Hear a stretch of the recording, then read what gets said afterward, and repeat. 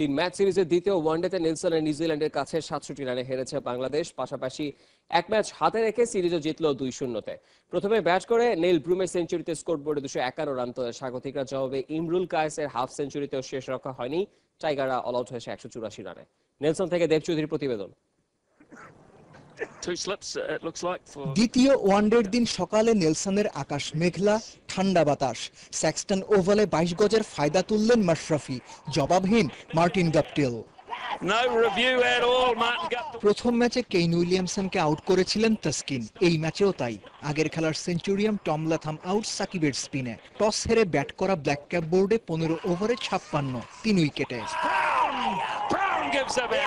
50-এর জুটিতে চাপ কাটানোর চেষ্টা করেছিলেন নীল ব্রুম আর জিমি নিশাম। জুটি ভেঙেছেন মোসাদ্দেক সৈকত। দ্বিতীয় স্পেলে ফিরে হার্ড হিটার কালিন মানরোকে রীতিমতো বোকা বানিয়েছেন ম্যাশ। কিউইদের নাম্বার 5 মাশরাফির দ্বিতীয়, ড্রাইভিং সিটে বাংলাদেশ।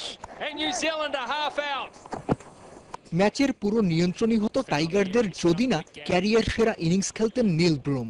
ব্রুমের প্রথম ওয়ানডে সেঞ্চুরিতে 250 পার করেছে নিউজিল্যান্ড। নেলসনের স্যাক্সটন ওভালে সবশেষ 5 ম্যাচের সবই জিতেছে পরে ব্যাট করা দল। প্রতি ক্ষেত্রেই তারা চেস করেছে 270 বা 300-র উপরে রান। সেই ক্ষেত্রে বলা যায় খুব ভালো কাজ করেছেন বাংলাদেশের বোলাররা, নিউজিল্যান্ডকে আটকে রেখেছেন 250-র মধ্যে।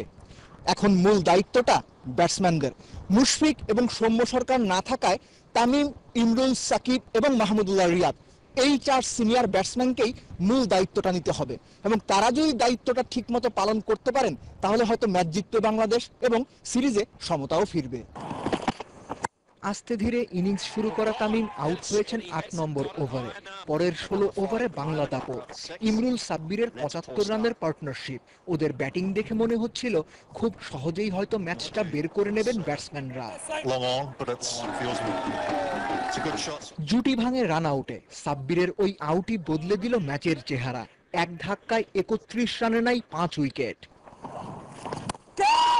দুই সিনিয়র রিয়াদ আর সাকিবের পর আশার আলো হয়ে টিকেছিলেন 50 করা ইমরুল। ওর আউটে নিভে গেছে জ্বলতে থাকা আশার শেষ আলোক বিন্দু।